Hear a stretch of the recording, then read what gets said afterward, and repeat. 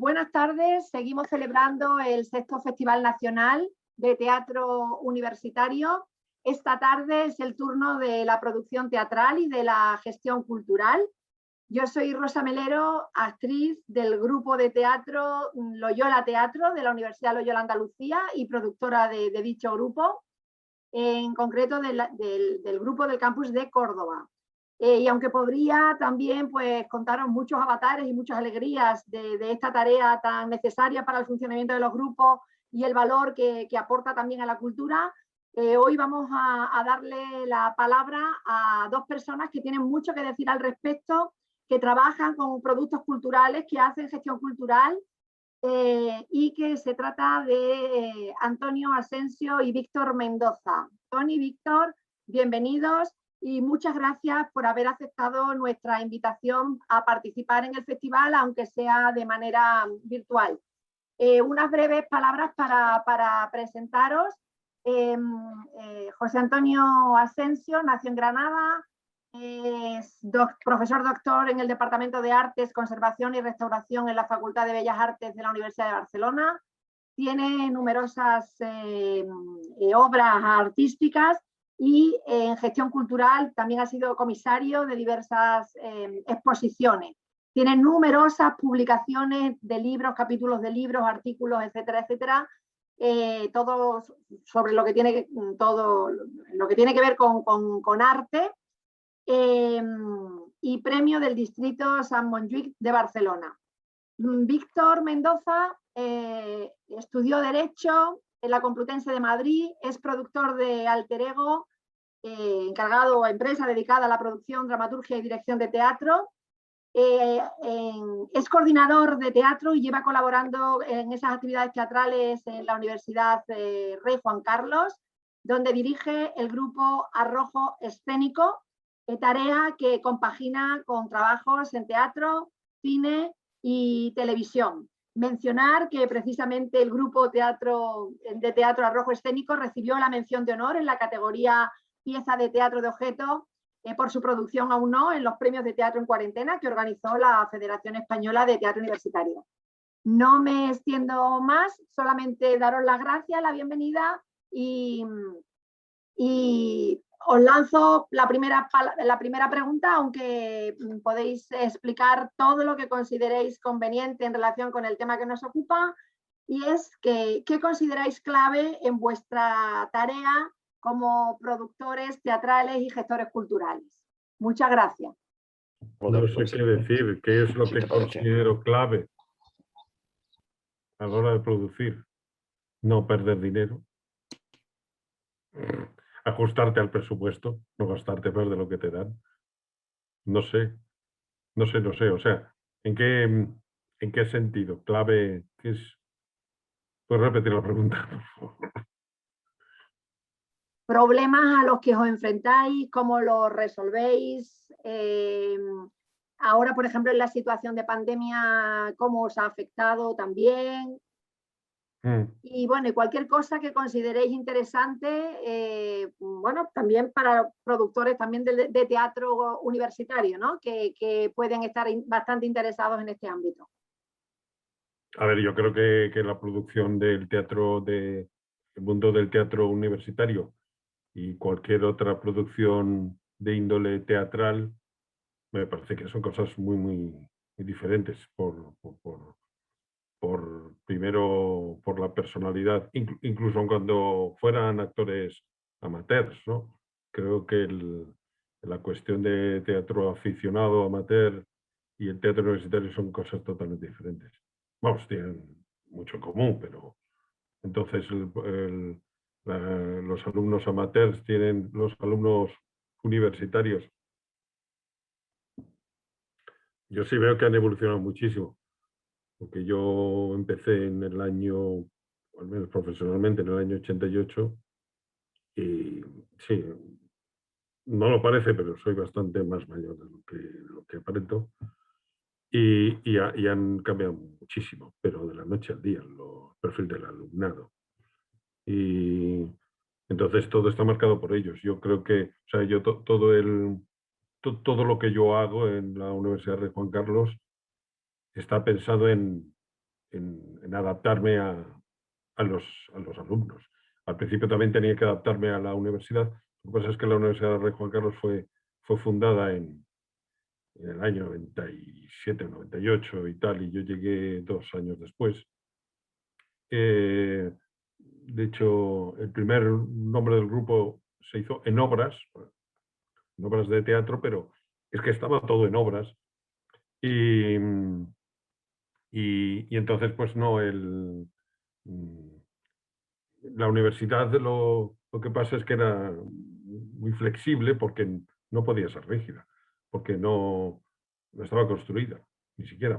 De hecho, yo entré por primera vez con un casco. O sea, la primera vez que entré a la universidad, entré con un casco porque estaban en obras. Y entonces, pues, con lo que ese esfuerzo, yo recuerdo que yo estuve antes en la Complutense, y en la Complutense sí que había que estar luchando a brazo partido contra todos. Es cierto que yo en la Complutense tenía 23 años cuando empecé, y entonces me tomaban por pito el sereno, y ahora con este aspecto, con esta barba y tal, de hecho me llaman el profesor de teatro, entonces la gente me respeta un poco más, ¿no? Antes era un cachondeo, se cachondeaban y tal. Y yo recuerdo, por ejemplo, que me dio el rector, porque claro, el rector había sido decano, yo había sido profesor mío en Derecho, yo monté un grupo de teatro en Derecho que con él porque a él le encantaba el teatro, y me dijo, voy a ser rector, y cuando sea rector vamos a montar un grupo de una aula de teatro que te cagas. Bueno, la verdad es que sí, o sea, todo lo que se hizo en la Complutense se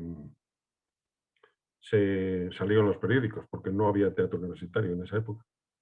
Y entonces, pues nada, no. Yo recuerdo que yo un día me quejé amargamente, digo, es que es como un esfuerzo, la mitad de mi esfuerzo es luchar contra la universidad, ¿no? Y entonces él dijo, ¿y qué podemos hacer? Y digo, de momento, que la gente me respete. ¿Y cómo te puedes respetar? Digo, pues dame una carta que diga de presentación. Y entonces dijo, vale, redáctamela tú. Y entonces yo le redacté una carta contundente. O sea, era, por favor, faciliten todo lo que les pida esta persona en orden a organizar el teatro, en la actividad de teatro universitario, en la que tengo muchísimo interés personal, y no le jodan. O sea, no le pongan problemas extra. O sea, la redacté yo, y más o menos exactamente igual. No solo eso, sino porque su secretaria me adoraba, me puso un membrete que te cagas, de esos tridimensional. Entonces era como el sello de Augusto. O sea, cada vez que alguien me chuleaba, ya, ¡faca! Le enseñaba la tarjeta, léela. La leía, hostia, sí era eficaz. Hostia, sí era eficaz. Y eso que todos eran funcionarios. Porque ahora tú te encuentras con un auxiliar y todos están contratados. Les pueden despedir.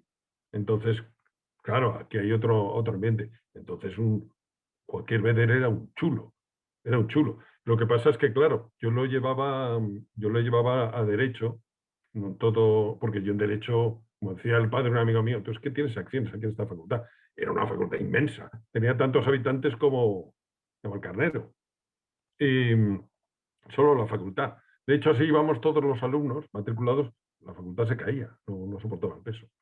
Entonces, yo les sobornaba, o sea, yo sobornaba a los vedeles, pero es cierto que les pedía muchas cosas, pero es porque eran mis colegas, o sea, les conocía a todos, y les invitaba, les sobornaba con whisky. Mi padre no bebía whisky, les regalaban botellas de whisky en esa época, y yo digo, joder, venga, os doy una botella de whisky, os la repartís entre todos y os dejáis aquí ensayar.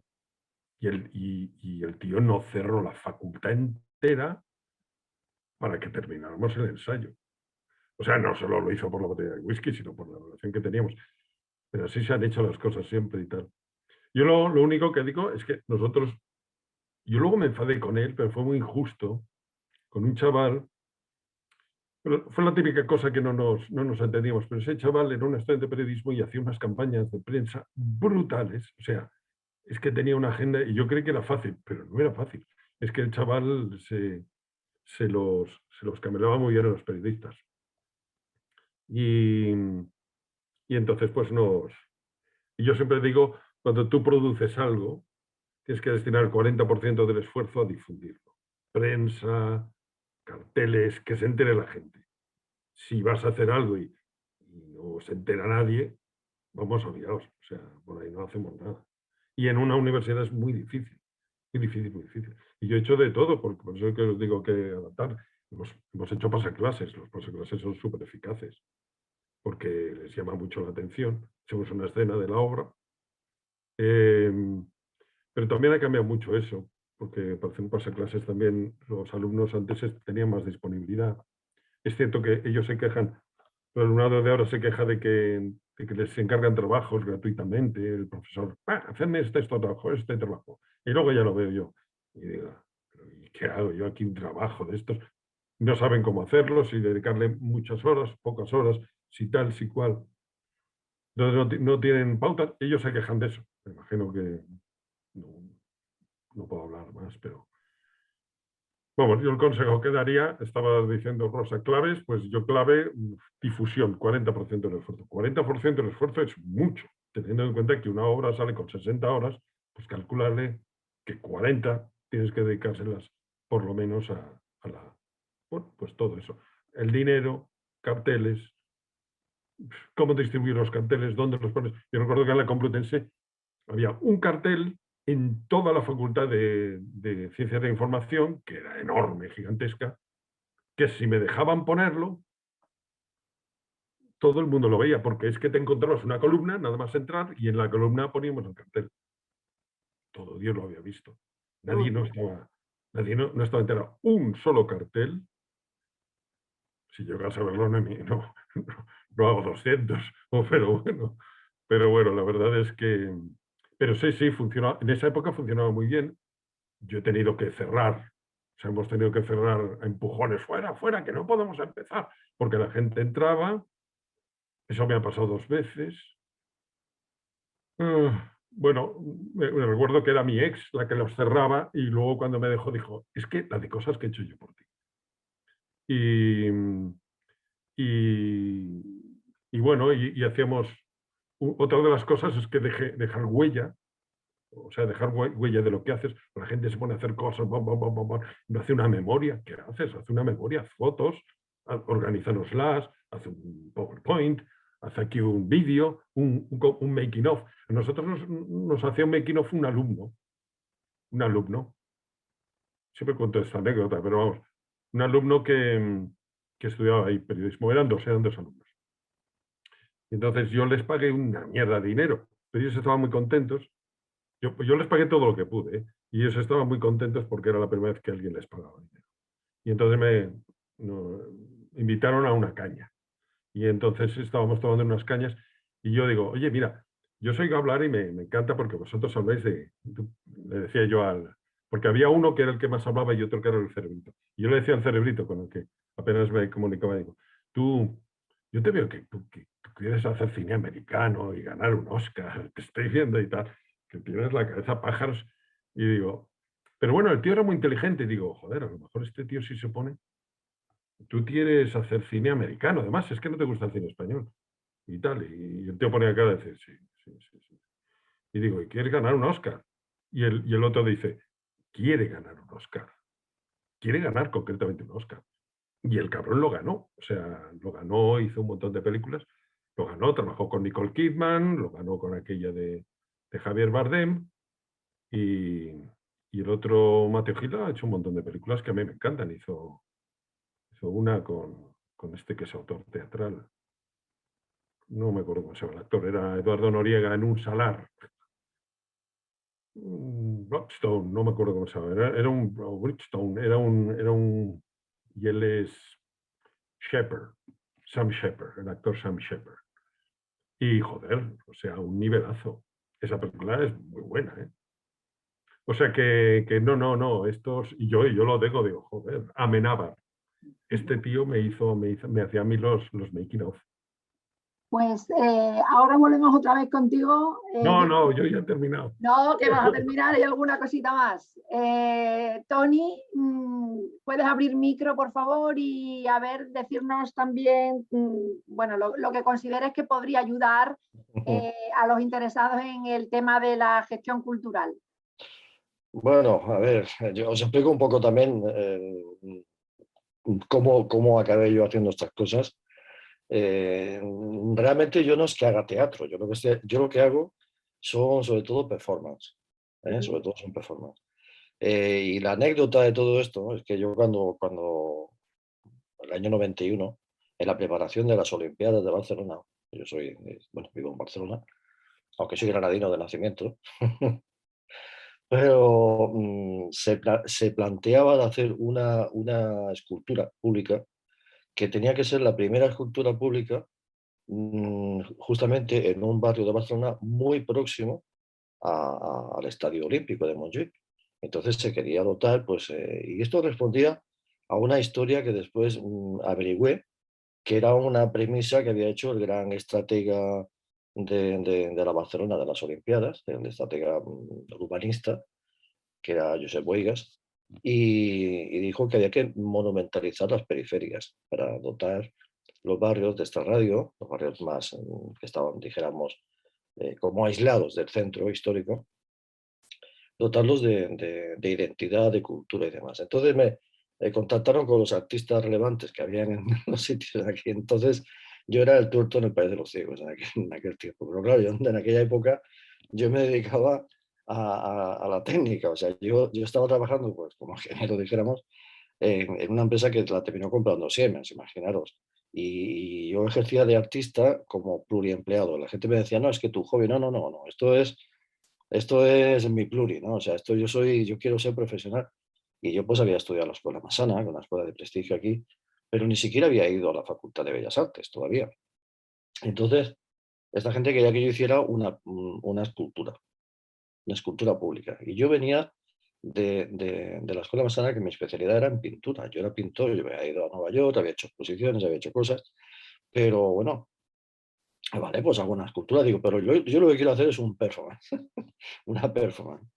Y entonces contacté a través de una compañera de la Escuela Massana, contacté con un actor que a lo mejor lo reconocéis, se llama Oscar Molina, que recientemente hizo la serie esta de La Caza Tramontana, que es el malo malísimo, malvado, pero que es una excelente persona. Y él venía del mundo de la danza. Entonces él me ayudó con las ideas que yo le di tal, entre los dos, pues él me ayudó a hacer un poco las coreografías. Y aquí me introduje yo en el tema de las performances, que me encantaron.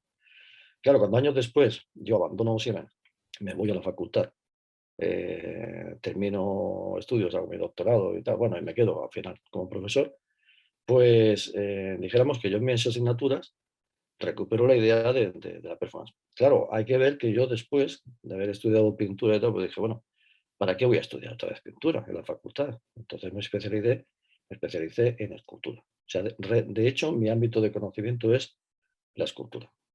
Pero claro, yo siempre he dicho que el volumen, escultura, el volumen, es lo que se refiere al espacio. Y todo lo que se desarrolla en el espacio se puede considerar como arte volumétrico, ¿no? Entonces yo traslado la performance al ámbito de la escultura. Y yo cuando empecé a hacer estas cosas, yo era el chalao de la facultad, ¿no? Performance y cosas de estas.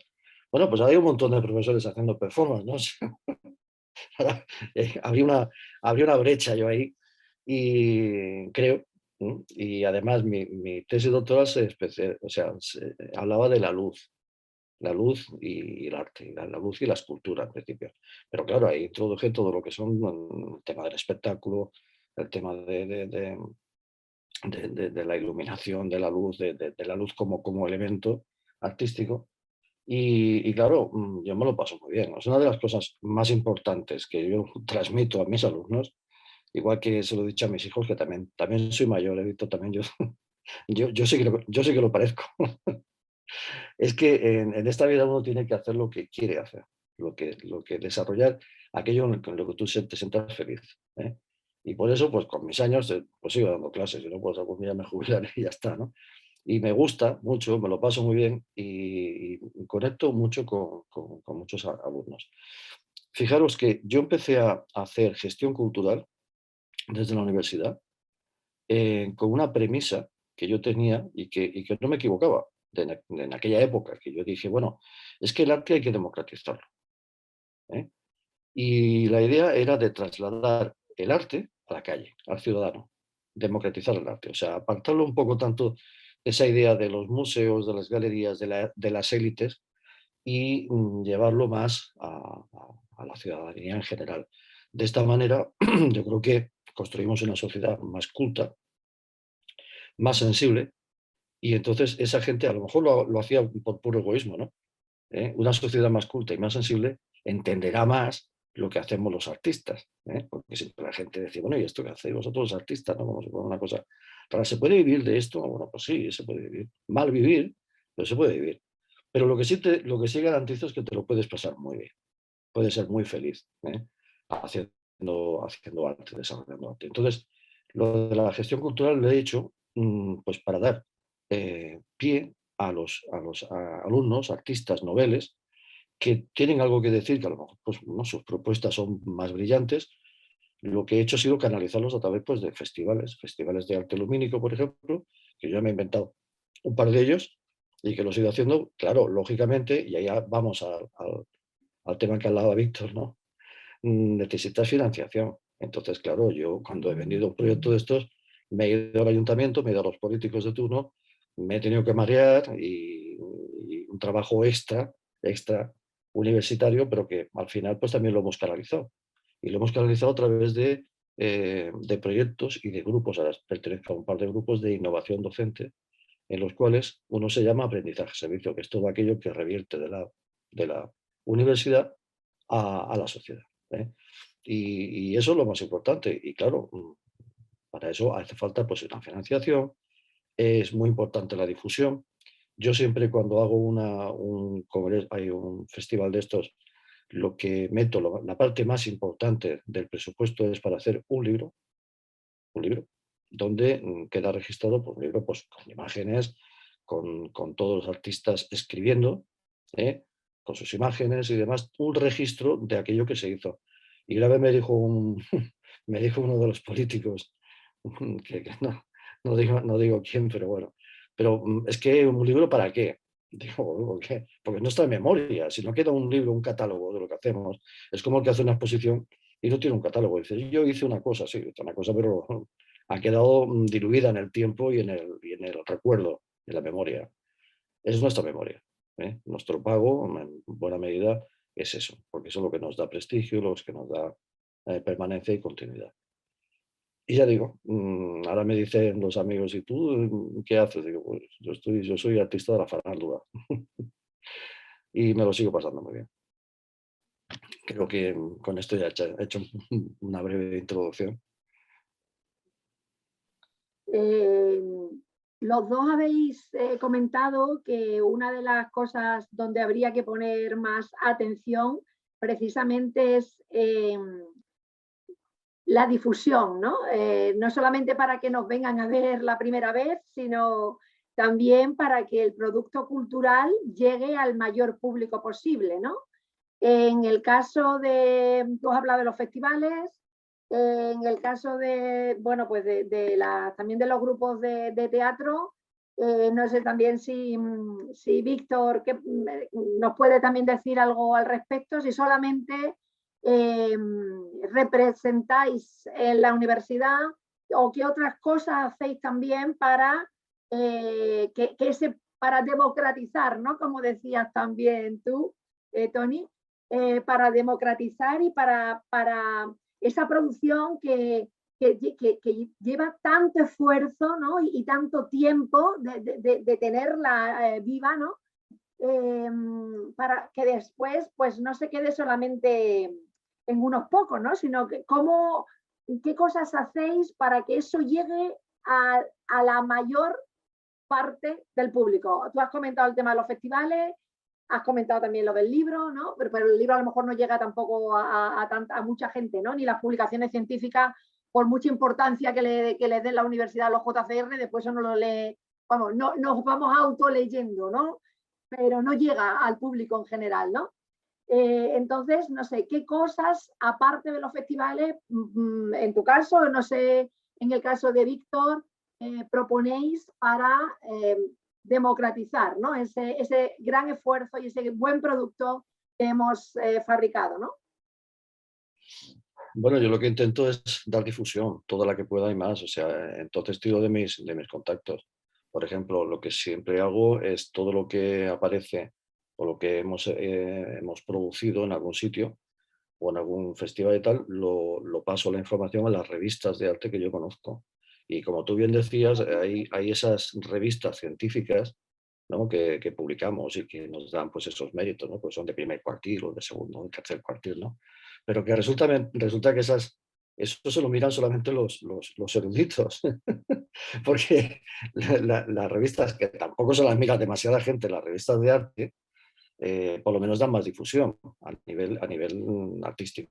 La gente que quiere ver cosas relacionadas con el arte, pues se mira esas revistas, como por ejemplo Revista, bueno, que es una revista catalana que es muy potente. Pero fijaros que no tienen ISBN, pero no tienen impacto esas revistas. Y por mucho que hayas publicado y que yo he mirado y he escrito alguna cosa en alguna de esas revistas, después no te sirve tanto en cuanto al currículum académico que necesitamos, científico y de calidad, ¿no? Bueno, pero sí tienen Y es impacto verdad que social, ¿no? Que también interesa. claro. Después en la facultad también tenemos, desde el vicedecanato de Cultura, pues también hay una colaboración estrecha y tenemos una página web donde se van publicando las cosas. En Instagram también, pues se publica todo lo que se va haciendo, pero claro, todo eso tienes que ir enviándolo. Y muchas veces pues generamos algún vídeo y se cuelga en YouTube. Y bueno, y lo vas enseñando todos los medios que puedas por tu parte. Claro, lógicamente, si estuviéramos en la cresta de la fama, ya no haría falta buscar todos esos, ¿no? esos canales. Pero lógicamente tienes que ir buscándolo, porque ni los chicos tienen medios, son alumnos, que en muchos casos son como ya mucho de tercero o cuarto. Y hay casos de gente que están haciendo un máster o que les estás dirigiendo la tesis y que quieren seguir haciendo y les gusta lo que hacemos, ¿no? Pero generalmente son alumnos de grado y son jovencitos y jovencitas que tienen muchas ganas. Como mínimo esto les da un puntito, ¿no? O sea, una línea en su currículum. Yo es que me hacía mucha gracia porque cuando yo empezaba a hacer exposiciones, yo me iba a Arco, como un tonto, un tonto me iba a la feria de Arco, que nadie quería hablar con artistas noveles, que era muy jovencito, con mi carpeta debajo del brazo y mis imágenes, mis fotografías de mis cuadros y de mis cosas. Y no me hacían ni puñetero caso, o sea, claro. Y una cosa que me llamó la atención significativamente es que me decían, oye, es que no tienes currículum. Y hombre, si no me dan oportunidad de hacer alguna exposición alguna vez, ¿cómo voy a tener currículum? ¿No? Entonces, esa carencia que yo detecté es una de las cosas que me animó a aplicar esto, ¿no? Si estos chicos que son más brillantes tienen 3 o 4 o 5 líneas en su currículum antes de terminar el grado de Bellas Artes, pues bueno, ya por lo menos tendrán un pequeño rodaje, ¿no? O sea, es un contacto son unas prácticas en el mundo real, profesionales, ya está, pero son estudiantes, son realmente artistas noveles y estudiantes. Muchas gracias, Toni. Víctor, no sé si quieres añadir algo más, y con independencia de que Víctor hable ahora, las personas que nos escuchan, Miguel, Claudia, además tú has comentado antes de que empezáramos, bueno, pues que te planteas, ¿no? También ser en el futuro gestor cultural, pues por supuesto estáis invitados a hacer cualquier pregunta a las personas que nos acompañan hoy. No, yo creo que cuando tú has dicho democratizar, pues, entiendo que te referías a llegar al mayor número posible Posible. de personas. Bueno, nosotros también a ese nivel hemos hecho Porque claro, nosotros tenemos varios sitios, precisamente además nosotros tenemos un campus en Vicálvaro, o sea, es Ayuntamiento de Madrid. Bueno, yo no lo he llevado hasta hace 2 años, pero hasta los 2 últimos cursos, pero y lo llevaba otra persona que además tenía un concepto teatral muy diferente al mío, porque esa otra persona venía del teatro, venía de arte dramático, era una egresada, entonces se manejaba muy mal con todo el tema de la producción, y así le iba. Entonces, ella lo único que lograba es sacar la obra para hacerla en el saloncito de actos de la Junta de Distrito, que ahí, pues eso es para, para las residencias de mayores. Pero, oye, que no estaba mal. Luego ya hizo gestiones de que traía público cautivo, entonces traía público de residencias, de colegios y tal. Bueno, mucho mejor de residencias que de colegios, porque los colegios te pueden reventar la función. Y nosotros, como estábamos en Fuenlabrada, Móstoles y Alcorcón, y estos 3 municipios tenían una actividad muy febril, pues hacíamos cosas con ellos. En Alcorcón solo se limitaba una función, eh, terminó siendo caótico todo lo de Alcorcón. Caótico, lo era caótico cuando el ayuntamiento era del PSOE y cuando cambió el PP, más caótico aún, no sé. Y en Fuenlabrada, en cambio, como ha estado el PSOE siempre, tiene más criterio cultural, que no quiere decir que el PP no lo tenga, simplemente que como han estado más tiempo, pues cambiaba poco, siempre era el mismo referente. Nos integraron en un programa, se llamaba Hecho Aquí, diciendo, bueno, vosotros sois como de Fuenlabrada y hacemos también igual una función en un teatro, el Josep Carreras. Claro, a mí eso me servía para que los alumnos, para que el alumnado participando en la actividad de teatro pudiera estar en un teatrazo que está en la programación y que venía gente no mucha, venía gente pues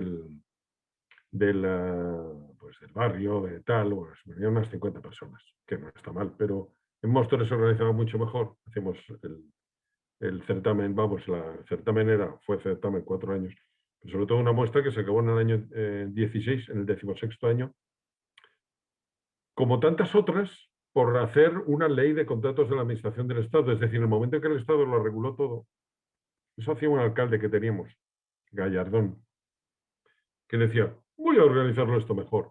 Se cargó una piscina y dijo, voy a construir una preciosa. Le pilló la crisis y ahí se quedó la piscina, 10 años. ¡Buah! El hueco de la piscina, que lo cubrieron todos estos del 15M y tal. El espacio ese que tenían y se organizaban ellos y hacían performance. Pero bueno, el caso es que eso, o sea, ese objetivo, luego el de participar en la muestra de teatro, que se hacía también en un teatrito muy majo, que, bueno, primero en el teatro del el Centro Cultural, no me acuerdo cómo se llamaba, donde lo hacíamos, del barrio, la última estación, El Soto. Y luego lo llevamos más cerca de la universidad, de teatro más recogido. A mí no me gustaban esas propuestas, no me tienden a gustar, pero no están mal, lo de que siempre la gente asocia teatro con teatro a la italiana, y yo creo que el teatro universitario lo que tiene que hacer es inventarse cosas y coñas y diferentes, adaptar el teatro a su nivel, no hay que estudiar teatro para hacer teatro. Entonces, esto a la gente que ha estudiado teatro le fastidia mucho, pero es así. Claro, es que nosotros no queremos ser profesionales, los que hacen teatro aquí no quieren ser profesionales, son amateurs. Y yo siempre he dicho que la diferencia entre un profesional y un amateur es que el profesional paga impuestos. Entonces, porque se lucra, claro, porque vive de ello.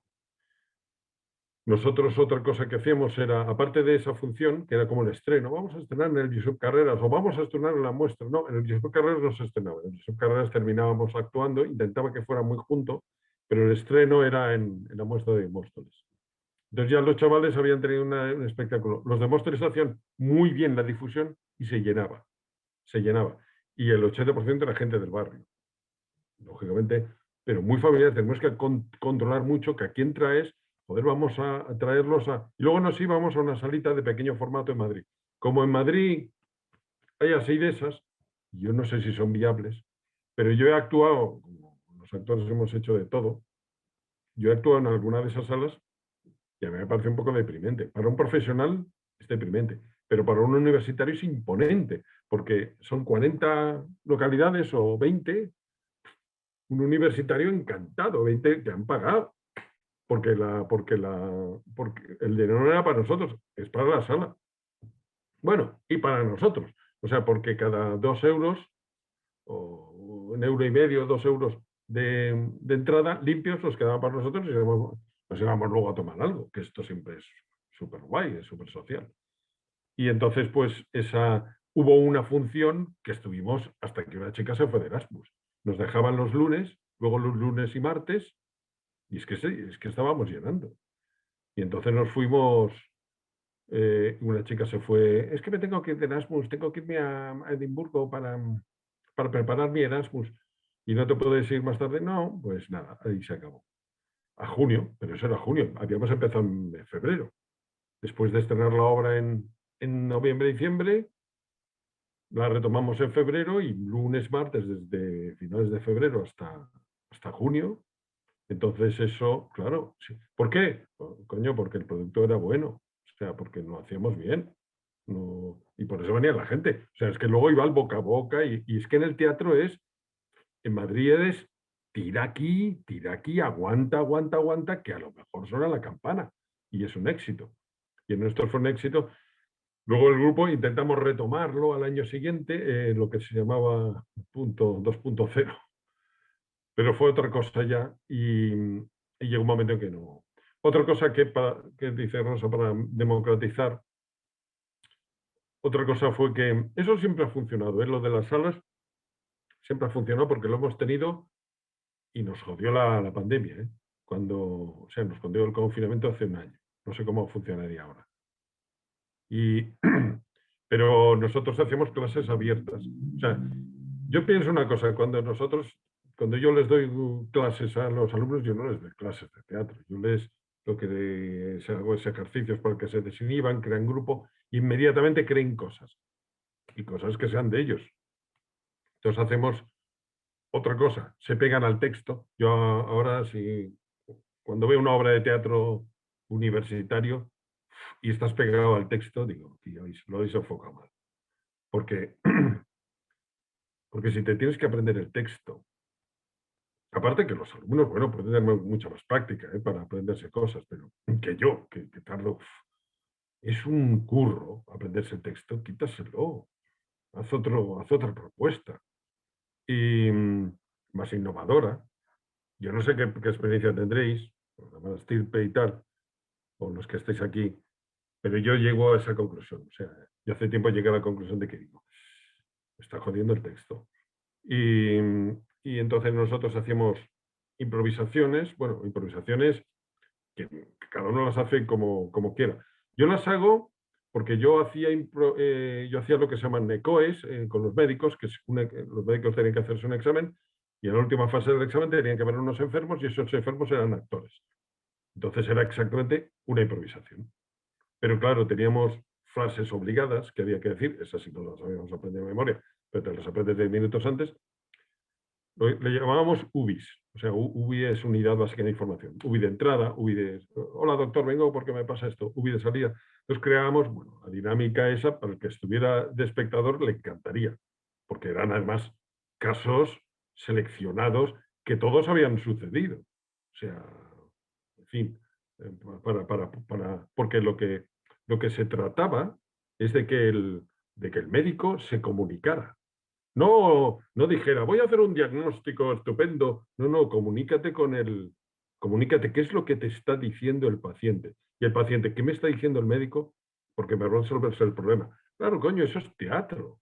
O sea, estaban los dos actores, eso era real. Yo cuando veo una obra de teatro universitario y el actor está haciendo gestos que no hace en la vida real. Pero si tú no haces eso en la vida real, coño. Tú en la vida real, cuando el otro está hablando, tú le escuchas. Hazlo. O sea, yo ya que me ponga, yo digo, esto es de colegio, pero cuidado, que el teatro escolar, al menos en Madrid, es que te cagas de bueno. Pero entonces, esto de las clases abiertas es genial porque el público estaba ahí.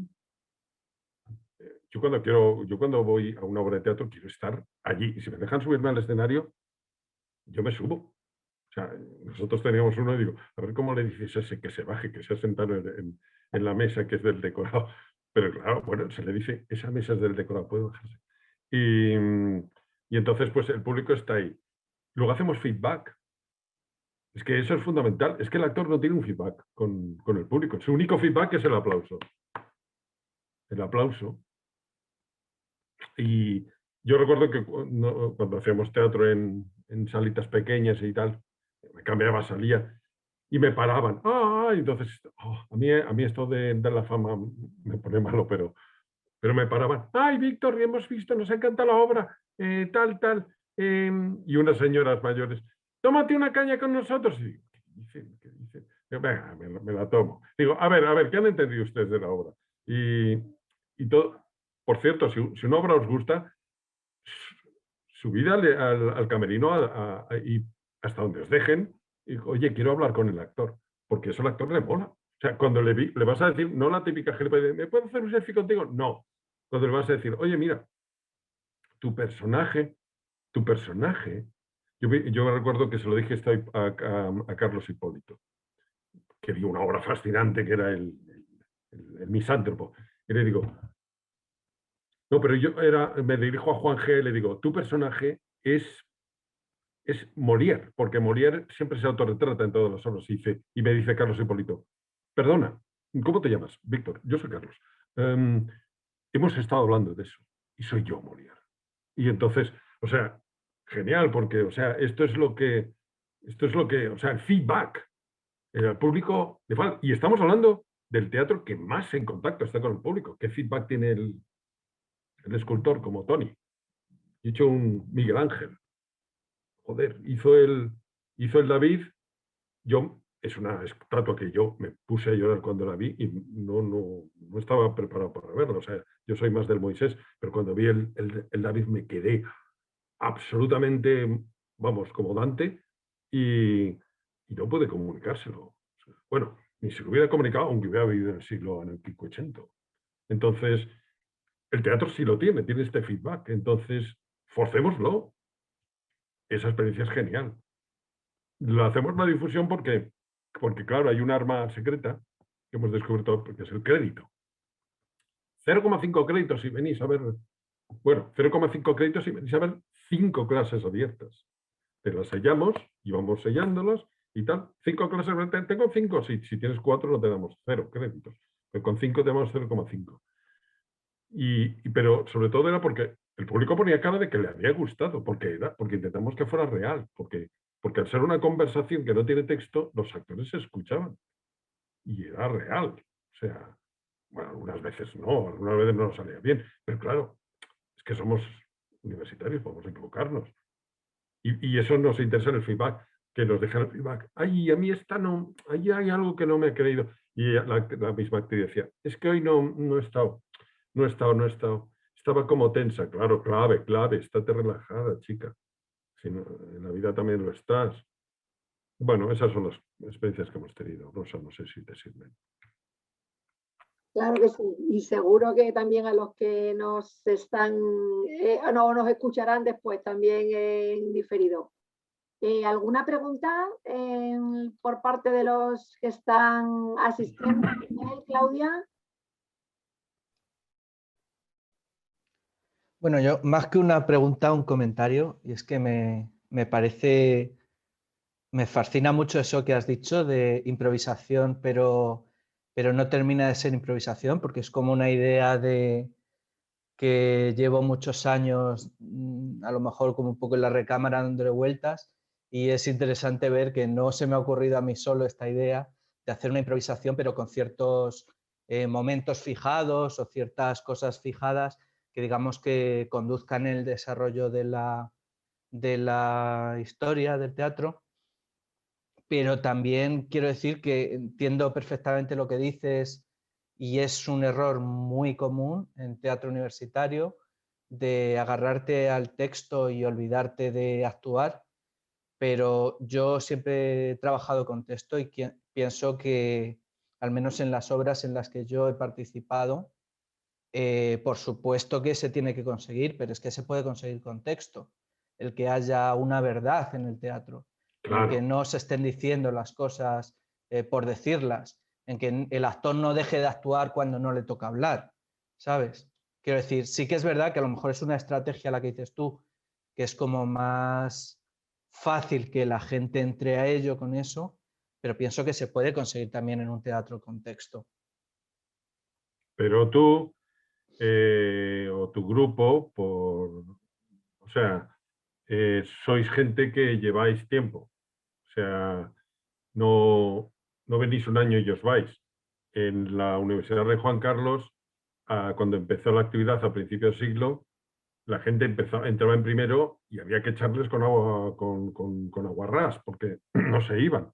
Ahora, es, estoy hablando entre un 10 y un 5%, están 2 cursos implicados en teatro, y más de 2 no.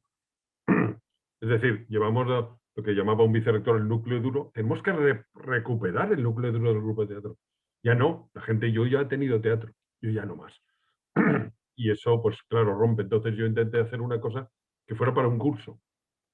Entonces, Sí, un curso sí. pero si tú tienes confianza con los actores, sabes lo que pueden dar, Claro, sí, claro que sí, después sí me podemos parece ver. una iniciativa súper positiva y me parece que es muy buena. De hecho, ya te digo que es una cosa que a mí siempre me ha picado un poquito de hacer en algún momento, porque yo he hecho también mucha improvisación, pero lo que es improvisación, de solo improvisación.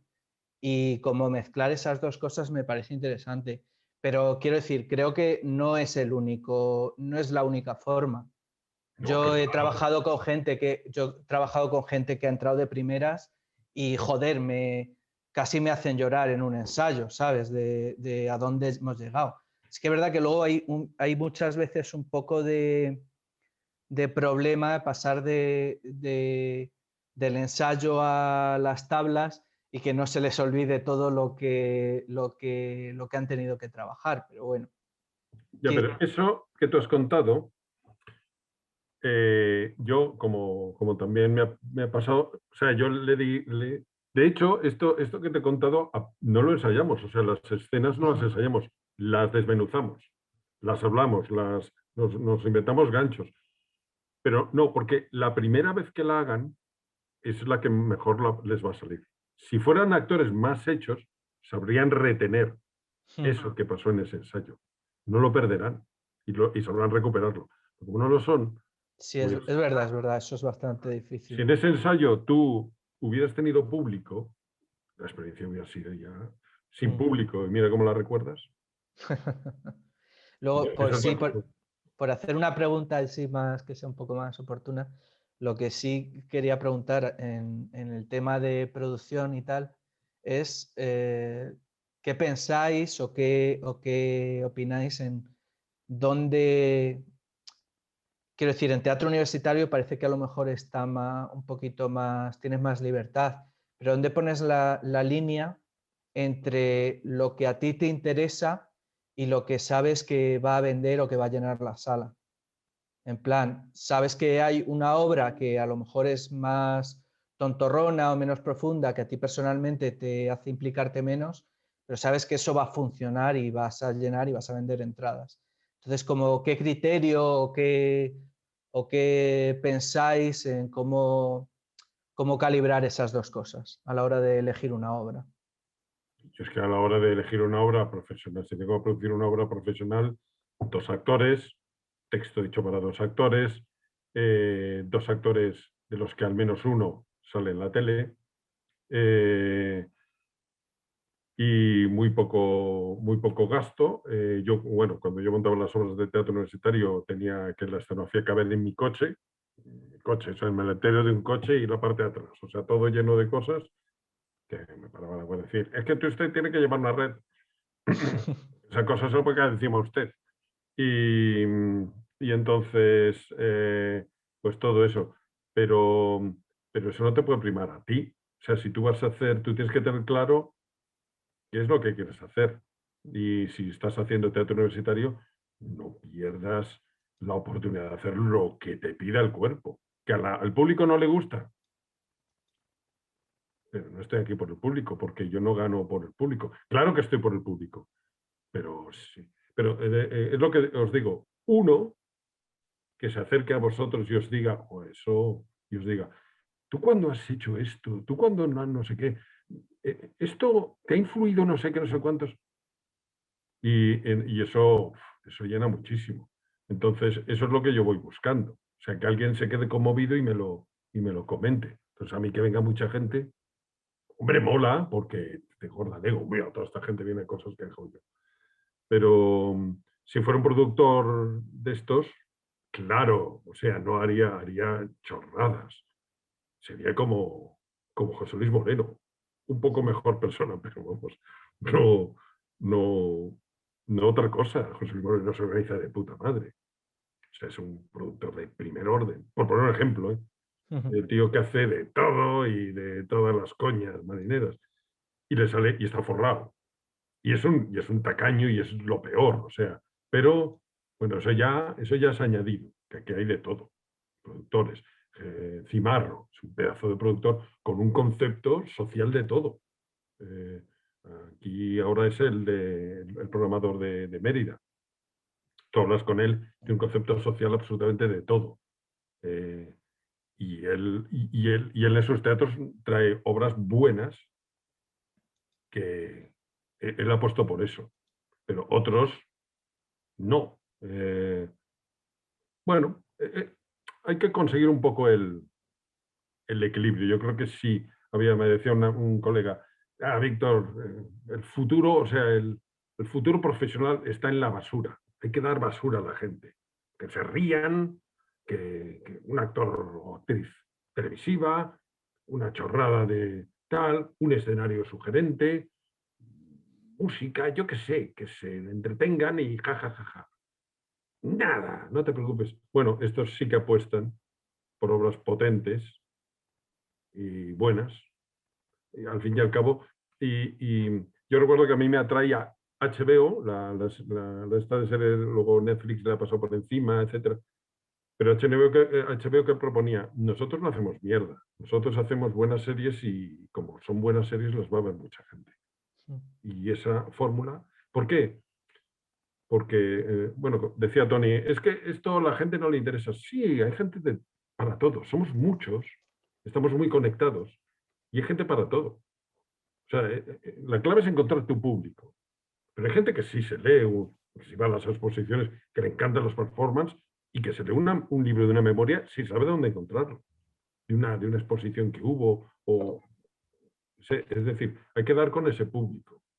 Claro, Pero, aquí estamos hablando también, Víctor, de lo que es comercial y de lo que es no comercial. O sea, justamente, claro, encontrar la fórmula de hacer un teatro o un arte de calidad y que además de artístico y de calidad, que además se venda bien, esto es la gallina de los huevos de oro. Claro, eso es difícil, porque mucha gente hace cosas, no tanta gente hace cosas muy buenas y además que encima se vendan bien. O sea, yo, por ejemplo, en el ámbito de lo que yo me muevo, por ejemplo, ahí tenemos la Fura de los Baos, ¿no? Que empezaron haciendo 4 chorradas, que eran 4 amigos que hacían unas chorradas impresionantes, ¿vale? Y venían del mundo del teatro, justamente, de la interpretación. Y que se inventaron una manera de hacer que, coño, que ahora están reclamados en todas partes. O sea, que todos los grandes teatros de óperas, o sea, adaptaciones de óperas, pero ¿cómo adaptan ellos esas óperas con sus atrechos, con sus maneras de hacer, con sus performances, ¿no? Por ejemplo, El amor brujo que hacen ellos, una adaptación que introduce pues, una cantidad de motivos catalanes de su identidad, ¿no? Pero es que además también te introducen el flamenco. En El amor brujo, que ya tiene ese fondo, ¿no? Que Manuel de Falla ya se inspiraba, ya se nutría del flamenco. Y son realmente fantásticos lo que hacen, pero claro, eso es un grupo que en un principio eran 4 fundadores, porque ahora hay un montón de gente y se han ido, claro, pero son cuatro personas o artistas que terminan viviendo de esto muy bien. Pero al final me estoy de acuerdo con Víctor de lo que dice, ¿no? Que, pues, coño, pásatelo bien, haz lo que te salga de la narices. O sea, ya que haces una cosa, vas a hacerlo para ver si vendes. Pues para eso yo estaría pintando floreros, coño, que se venden de puta madre. ¿No? Yo no estaría haciendo, ¿no?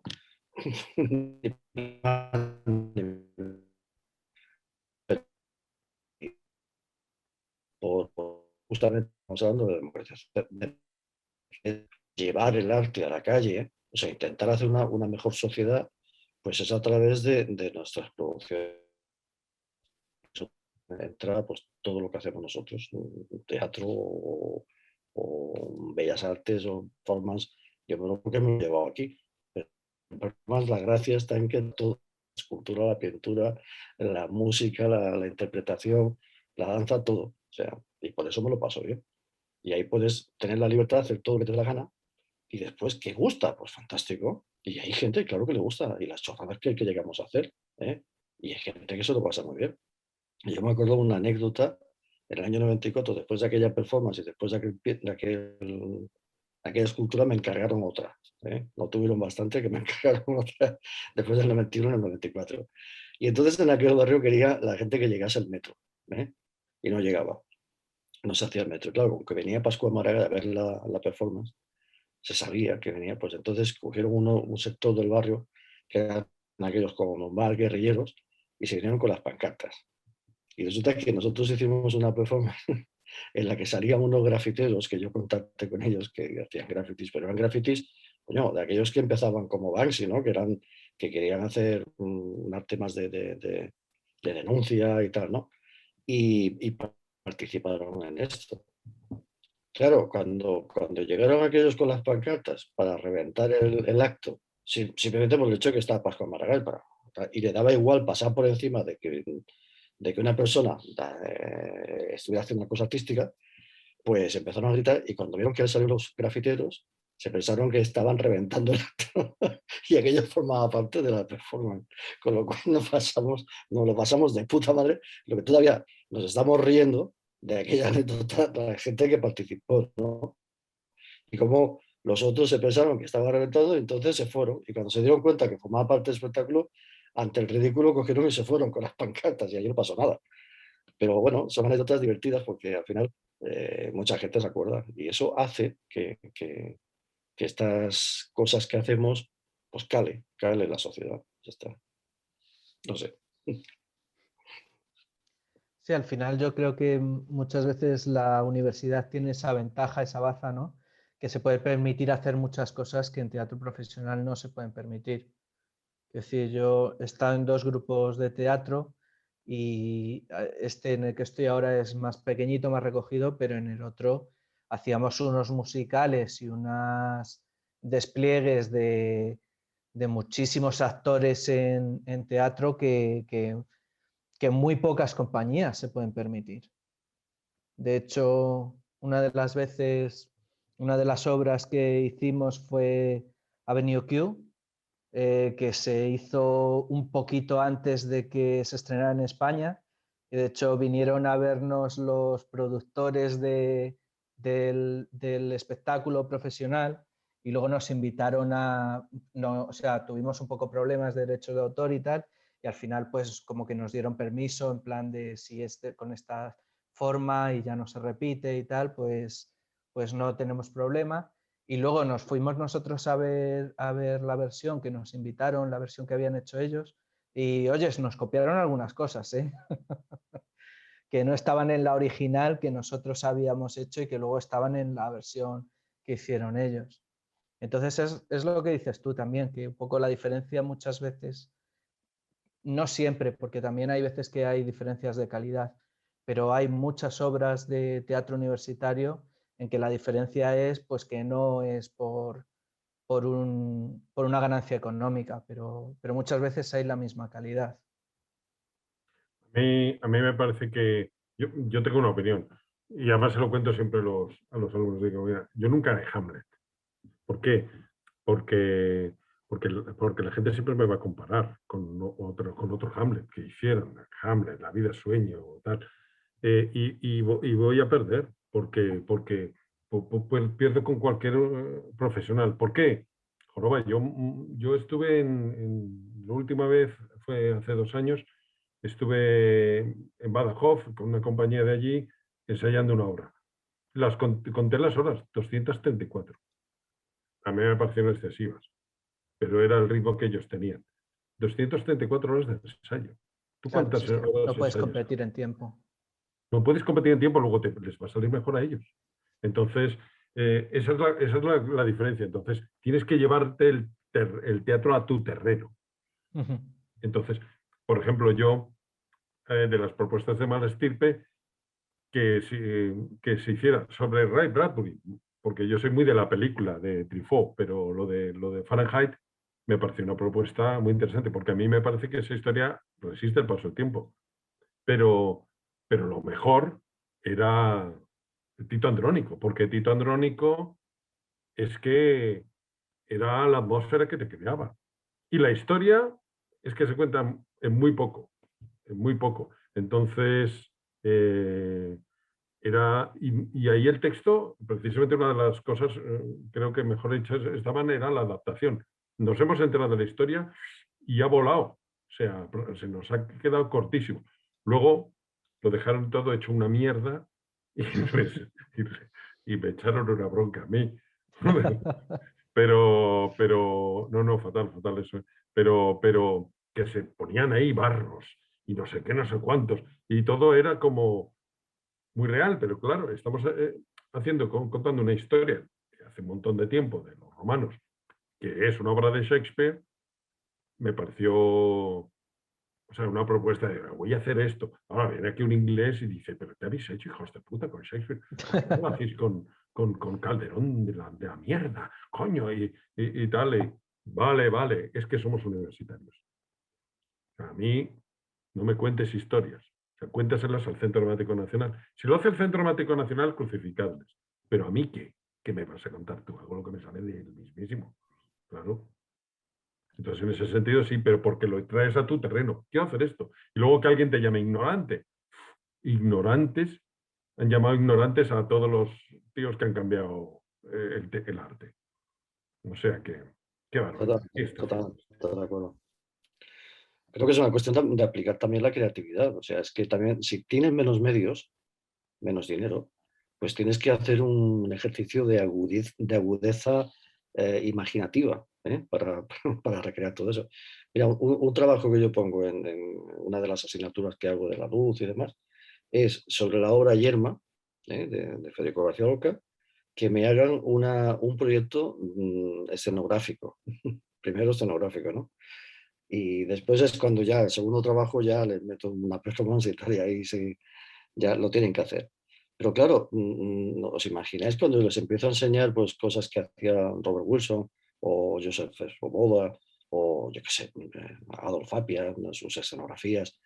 Claro, empiezan a ver cosas y empiezan a agudizar el ingenio y me sale cada adaptación de Yerma a cosas tan contemporáneas y tan absurdas a veces, con muñequitos. Me han hecho la recreación de Yerma con muñequitos, con pinipón de esos. ¿Me entiendes? Y dices, bueno, pero son originales, son muy originales. Y cuando no hay medios, pues tienes que agudizar el ingenio. Y ya está. Y para eso está el arte.